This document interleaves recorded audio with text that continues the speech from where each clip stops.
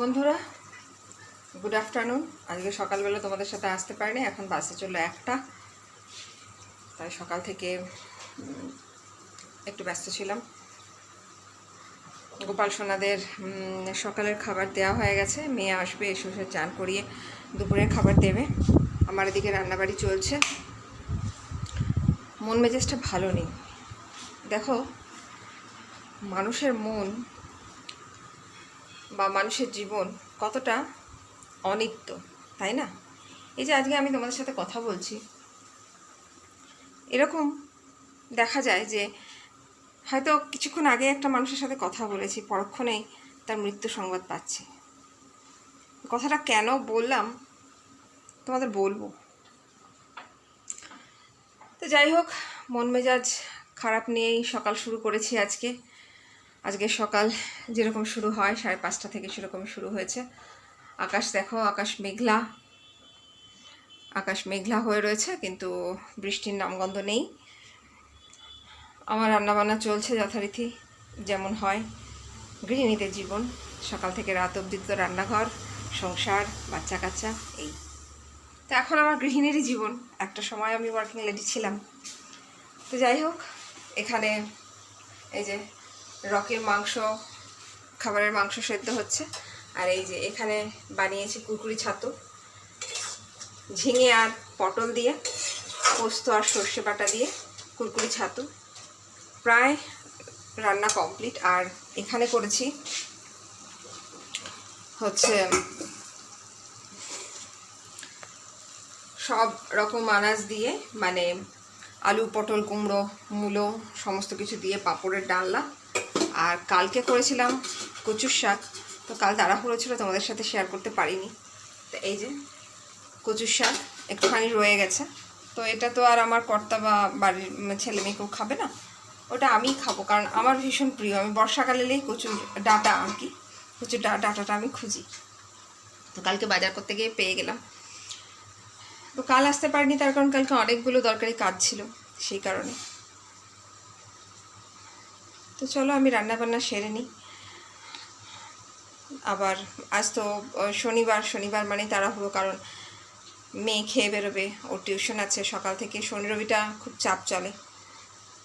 তো চলো আমি আগে রান্না প্রায় কমপ্লিট। আর এখানে সোয়াবিনটা সেদ্ধ করে রেখেছি। তোমরা কে কে সোয়াবিন চট করে জলদি ঠান্ডা হওয়ার জন্যে ঠান্ডা জলে এরমভাবে ভিজিয়ে রাখো, আমাকে বলবে।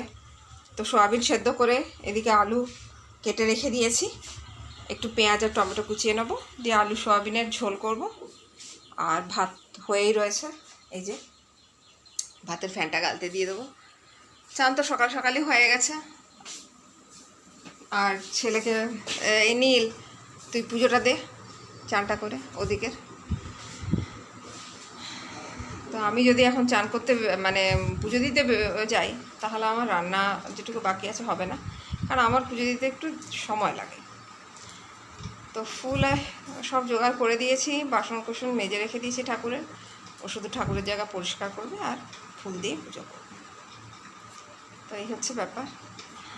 তো চলো আমি আর একটা পদ রান্না বাকি আছে, করে আসি, তারপর ধীরে সুস্থে বসে বলবো কেন তোমাদেরকে কথাটা বললাম আজকে। রকিকে খেতে দিয়ে দিলাম, রকি এখন খাচ্ছে মাংস ভাত। একদম থালা পরিষ্কার করে ওর খাবার জায়গাটা চেঞ্জ করে দিয়েছি, কারণ বাটিটা খেতে অসুবিধা হয়, যে ছড়িয়ে ছিটিয়ে খেয়েছিল সেগুলো পরিষ্কার করছে।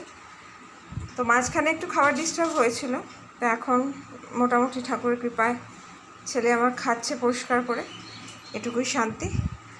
আর আমি বসি একটুখানি পেঁয়াজ কেটে নিই। তো বাইরে গুড়ি তোমাদের বলছিলাম না বৃষ্টির আশা নেই, তো এখন একটুখানি বৃষ্টি দেখলাম গুড়ি হচ্ছে। তো এই গুড়ি হওয়া মানেই তো তোমার কি বলে গরম বেড়ে যাওয়া। দেখো এইখানে দিয়েছি, হ্যাঁ, থালাটাকে টেনে কোথায় নিয়ে যাচ্ছে। এই ভাতগুলো পরিষ্কার করে খা মামা, ভাত যেন একটাও না থাকে। হয়ে গেল? আর এই ভাতগুলো কে খাবে? এগুলো কে খাবে? এই ভাতগুলো কে খাবে? এগুলো এই যে এইগুলো কে খাবে? এগুলো ছড়িয়ে রেখেছো যে? হ্যাঁ, পরিষ্কার করে খাও, লক্ষ্মী ছেলে না তুমি, সোনা বাচ্চা না বাবাটা। কথা শোনে, এখন বড় হয়েছে তো, এখন ওই জন্য বুঝতে পারে। খেয়ে নাও। এই যে ভাতগুলো ছড়ানো। মামা, মামা দেখা, মামা এই ভাতগুলো, মামা এদিকের ভাতগুলো খাও, এদিকের ভাতগুলো, এই যে ভাতগুলো, এই ভাতগুলো কে খাবে? বলছি তো, দেখো খেয়ে নিচ্ছে, তো পেট ভরে গেছে, আরও খাবে না, মানে ওর যতটুকু খাওয়ার ও ততটুকুই খাবে, তার বেশি কিন্তু আর খাবে না। দাঁড়া মাম্মা, টানিস না, খুলতে পারছি না। তো খাওয়া হয়ে গেছে। এই যে বাবু এখন বাইরের দিকে যাবে। হ্যাঁ দেখো আমাকে টানছে, দেখো আমাকে টানতে টানতে নিয়ে যাচ্ছে। এখন বাইরে বৃষ্টি পড়ছে, এখন যাবো না বাইরে, দাদা নিয়ে যাবে না বলেছে, দাদা নিয়ে যাবে না বলছে বাইরে। একবার নিয়ে যা রে, ওদের বাইরেই যাবে, যাবি বাইরে? তো যাই হোক, ছেলে বলছে এখন নিয়ে যাবো না, এখানেই থাক, এখানেই ঘোরো। হ্যাঁ এবার দুষ্টুমি আরম্ভ হয়ে গেছে, খাওয়া শেষ হয়ে গেছে, এবার দুষ্টুমি আরম্ভ হয়ে গেছে, টেবিলের উপর যত উৎপাত। যাও চুপ করে বসো, যাও। এই যে চললো চুপ করে। তো আজকে গ্যাসের ওষুধটা খাবারের সাথে মিশিয়ে দিয়েছিলাম গুঁড়ো করে, তাই জন্য যুদ্ধ করতে হয়নি, না হলে প্রচণ্ড রকম যুদ্ধ করতে হয়। আর আমি এদিকে এই যে জল ঝরিয়ে সোয়াবিনগুলো নিয়ে এসেছি, এই যে জল ঝরিয়ে সোয়াবিনগুলো নিয়ে এসেছি, এখানে রাখলাম। আর একটু পেঁয়াজ লঙ্কা টমেটো কেটে নেবো, কেটে নিয়ে তরকারিটা করে নেবো। চলো আসছি। এখন বাজে 2:30, এই মাত্র রান্নাবান্না শেষ করলাম। কাল থেকে আবার কাজের মাসি আসবে না, তো কিছু বাসনপত্র ছিল সেগুলোও মাজলাম। এই যে মেয়ে বেরোবে, তাই জন্য খাওয়া দাওয়া করছে, আর ওদিকে ছেলে পুজো করছে। এক্সট্রা বাসন যেগুলো ছিল সেগুলো সব মেজে ঘষে রাখলাম। এমনি সব বাসনও কষ্ট হয় না, কিন্তু হাঁড়ি কড়া মাজতে খুব কষ্ট হয়। এই যে সব মেজে ঘষে রেখে দিয়েছি। কাজকর্ম করতে গিয়ে টিপটা দেখো কীরকম ঘেঁটে গেছে। আর কর্তা গেল স্নানে, রকি এতক্ষণ বারান্দাটায় ঠ্যাং ছড়িয়ে বসেছিল, এখন ঘরে দিয়ে দিয়েছে, ওরও চোখে ঘুম নাই। আর দেখো এদিকে বৃষ্টি বাদলার কোনো ইয়ে নাই, এ দেখো কেমন করে শুয়ে আছে, এ দেখো ঠ্যাং ম্যাং ছড়িয়ে শুয়ে পড়েছে। হ্যাঁ আবার গলার আওয়াজ পেয়ে আবার একটু নড়ে চড়ে উঠলো, আবার দেখছে মুখ ঘুরিয়ে, মামা এ মামা, আমার মামা কই, আমার মামাটা কই গো, এইটা এইটা আমার মামা, এই তো মুখটা দেখিয়ে দাও তো, আমার মামাকে দেখতে পাচ্ছি না, এইটা, ও আচ্ছা, টেরিয়ে দেখা হয়ে গেল। আমার মামা কই বলে একবার যেভাবে পরিস্থিতি থাকুক, হয় মুখ ঘুরিয়ে দেখবে, না আর চোখে একবার চোখটা সরিয়ে বুঝিয়ে দেবে যে এইটা। তা এখন রেসপন্স করে, বড় হয়েছে তো। সব কাজ বাজ সেরে সবে ভাবলাম একটু পাখার তলায় বসবো, কারেন্টটা অফ হয়ে গেল। তো তোমাদের যা বলছিলাম যে মানুষের জীবন দেখো কতটা অনিত্য।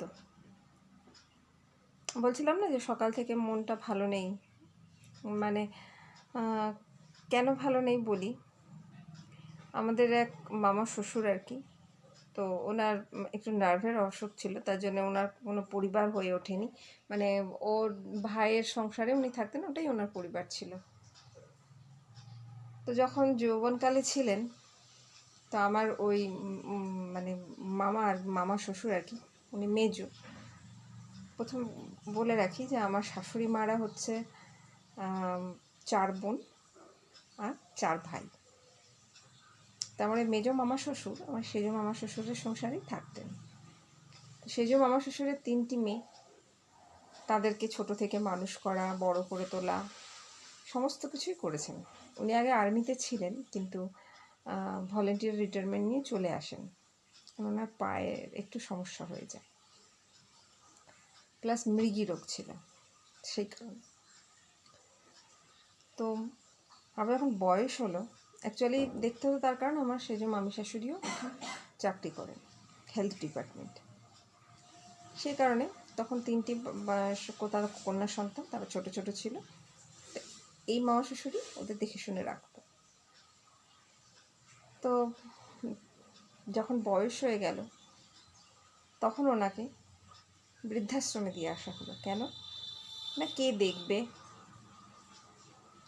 কারণ যে ভাইজি, তাদের কলকাতায় বিয়ে হয়েছে, তারা সবাই চাকরিরত, তাদের সময় নেই কাকাকে দেখার।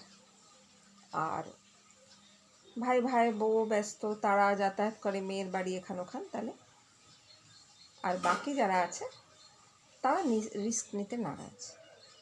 কোথায় থাকবে না, বৃদ্ধাশ্রমে। তো ধানবাদের একটি বৃদ্ধাশ্রমে তাকে রেখে দিয়ে আসা হলো। একটা মানুষ, সে তো আমাদের পরিবারে, সে যেখানেই থাকুক না কেন, আমাদের কিন্তু কর্তব্যের মধ্যে বর্তায় তাকে একটু ফোন করা, একটু কথা বলা। দেখো, যৌবনকালে তখন রক্তের জোর থাকে, মানুষের ইচ্ছে হলো ঘরে ভালো লাগলো না, সে এখানে ওখানে চলে যেতে পারবে। কিন্তু যখন তার বয়সটা বাড়বে তখন কিন্তু সে আত্মীয় পরিজনদের চায়, দূরে হোক কাছে হোক চায়। তো তাকে আমাদের বাড়ি থেকে বাদ দিয়ে কেউ একটু কল করতো না। তো সে কিন্তু খুব একটা সুখে ছিল না বৃদ্ধাশ্রমে গিয়ে, সে কিন্তু একটু মনে মনে কষ্টই পেত। পরশুদিন আমার শাশুড়ি মার সাথে কথা হয়েছে, তখন শাশুড়ি মাকে আক্ষেপ করে বলেছে যে একমাত্র তোরাই কল করিস, তোরাই কথা বলিস, আর কেউ আমাকে একটু কল করে না, কথা বলে না। মনের ব্যথা। যে ভাইজিগুলোকে উনি বড় করলেন তারাও একটা ফোন করে কখনো কাকার খবর নেয়নি। তো গতকাল অসুস্থ ছিলেন, বহুদিন ধরে অসুস্থ ছিলেন, ডায়রিয়া ছিল। তো বাড়ির লোকদের জানানো হয়, যে ভাইয়ের কাছে ছিল তাকে জানানো হয়। তারা সেভাবে গুরুত্ব দেয়, তারা ভেবেছে সাময়িক রোগ অসুখ, বলেছে প্যারাসিটামল ট্যাবলেট দিয়ে দাও, কাজ হয়ে যাবে। কিন্তু দুর্ভাগ্যবশত তারা এটা বোঝেনি যে কতটা বাড়াবাড়ি ভাইয়ের। তাদেরকে কিন্তু ইমিডিয়েট যেতে বলা হয়েছিল, তারা গুরুত্ব দেয়নি। মাঝখান থেকে মানুষটা সামান্য ডায়রিয়াতে তার জীবনটা শেষ হয়ে গেল কালকে। আজকে 2 দিন ধানবাদের একটা বৃদ্ধাশ্রমে উনি ছিলেন, সেখানেই শেষকৃত্য করে এরা এলো। শুনে খুব খারাপ লাগছে, কিন্তু আমি তো বাড়ির বউ, তাতে মামা শ্বশুর বাড়ি। নিজের বাড়ি হলে তাও 2টো কথা বলা যায়, শ্বশুর বাড়িতে কিন্তু কোনো কথা বলা যায় না। বউ যদি সাচ্চা কথা বলে বা যথার্থ কথা বলে, সেই বউই কিন্তু দোষারোপের ভাগিদার হয়। আজন্মকাল আমি সেটাই, কারণ আমি বাড়িয়ে চড়িয়ে ভুলিয়ে মন ভুলিয়ে বলতে পারি না। যেটা সঠিক, যেটা জাস্টিফাইড, আমি সেটাই সর্বদা বলে আসি। সেজন্য আমি অনেকের কাছে, আমার শ্বশুরবাড়িতে অনেকের কাছে আমি খারাপ, তাতে আমার কিছু যায় আসে না। আমি আমার স্বামীকেই বললাম খারাপ লাগাটা, সেটা নিয়ে আলোচনা হলো, তার কারোর সাথে আমি কোনো কথা বলিনি, কারণ প্রয়োজন মনে করিনি, আর তোমাদের সাথে শেয়ার করি। তো সেই কারণেই আজকে মনটা খারাপ লাগছে কথাটা ভেবে। আর উনি অত্যন্ত মাটির মানুষ ছিলেন, খুব ভালো মানুষ ছিলেন। হ্যাঁ, তো মানুষকে অতিরিক্ত ভালো হতে নেই, অতিরিক্ত ভালো হলে বোধ হয় তার পরিণতি অবহেলা দিয়েই যায়। তো সেই কারণেই তোমাদের বলছিলাম যে মনটা বিশেষ ভালো নেই, সেই জন্যেই ভালো নেই। তো চলো, সব কাজবাজ সেরে বসলাম, আমার কর্তাও এলো চান সেরে। তো ছেলে ওদিকে পুজো দিচ্ছে, ওর পুজো দেওয়া হয়ে গেলে এবার খাওয়া দাওয়া সারবো। তো চলো আসছি, খাওয়া দাওয়া সারি তারপরে। এখন হয়ে গেল 6টা, ঘুমোতে তো পারলাম না। এই যে শয়তানটা, এই যে শয়তানটা দেখতে পাচ্ছ, এই শয়তানিটা দেখতে পাচ্ছ, খাটের ওপর উঠে আমাকে ঘুমোতে দিল না। এই দেখো দেখো বাদরামিটা দেখো খালি। এই যে বালিশটা অর্ধেক খুলে দিয়েছে, চলছে আমার জায়গাতে বদমাইশি, আমাকে শুতে দেবে না।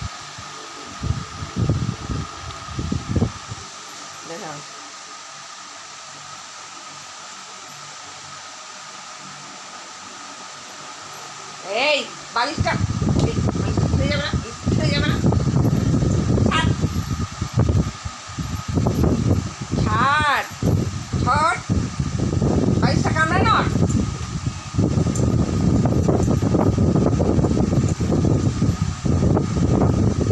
নাড়িয়ে নাড়িয়ে নাড়িয়ে নাড়িয়ে একেবারে শেষ করে দিল বালিশটা, আয়ু শেষ। চলো চা খেয়ে নিই, তারপরে আসছি। চলে এলাম, এখন বাজে 10টা 7। তো তোমাদের তো বলেইছিলাম যে আমার কাজের দিদি ডুব মেরেছে। ও যথারীতি এখন 2 দিন আসবে না, ও আসবে বললো মঙ্গলবার। ওর বাবা একটু অসুস্থ, অনেকদিন ধরে যাবে যাবে করছিল, কিন্তু যেতে সময় পাচ্ছিল না। তো আজকে কাজ করে যাওয়ার সময় বললো যে বৌদি আমি কাল পরশু আসবো না, আমি আসবো সেই মঙ্গলবার। বললাম বেশ তাই। তো বেলা তো রান্না করেছিলাম, তোমরা তো দেখলেই কি রান্না করেছিলাম। তো এই বেলা প্রচুর কাজ ছিল, কারণ জানি যখন আসবে না তখন বাসন কুসন মাজা ছিল, সেটা তোমাদের ভিডিওতে আনতে পারলাম না। তো এই দেখো সব মেজে গুছিয়ে রাখলাম, বাসন কুসন সব গুছিয়ে বাগিয়ে ঘরদোর পরিষ্কার করলাম। করে এই যে আমার পর্তুলিকা, এটা ইয়েতেই থাকে, তো এটা আমার রান্নাঘরেই থাকে পর্তুলিকাটা। ওটা টবটা একটু ধুয়ে, টবে একটু কাদা মতো লেগেছিলো, টবটা ধুয়ে পরিষ্কার করছি, সব মেজে ঘষে সব পরিষ্কার করলাম, একদম সমস্ত চকাচক করে নিলাম একদম। তো এই মাত্র সব সারলাম। তো বরকে বলেছিলাম যে তুমি আজকে বাইরে থেকে খাবার এনে নাও, তো বর অর্ডার করেছিল, তাই যে খাবারও চলে এসছে। তো আর দেরি করবো না, ওদেরকে বলবো খেয়ে নে, খেয়ে নিলে তাহলে যে কটা বাসন থাকবে ওই কটা মেজে নেবো, মেজে নিলেই হয়ে যাবে। তো চলো, আর আসছি না তোমাদের সাথে। হাক্কা চাওয়া অর্ডার দিয়েছিল, তো আজ খাবো চাইনিজ। তো চলো তোমরাও চলে এসো। টাটা বাই বাই আজকের জন্যে, শুভরাত্রি সবাইকে। সবাই ভালো থেকো, নতুন বন্ধু পুরনো বন্ধু সবাইকে শুভরাত্রি জানালাম। আশা করছি ভিডিওটা তোমাদের ভালো লাগবে। ভিডিওটা ভালো লাগলে লাইক শেয়ার কমেন্ট করে দিও, আর চ্যানেলটা সাবস্ক্রাইব করে পাশে থেকো, আর বেল বাটনটা অন করে নোটিফিকেশানটা অন করে দিও। তো চলো টাটা, আসছি আবার নতুন কোনো ব্লগে।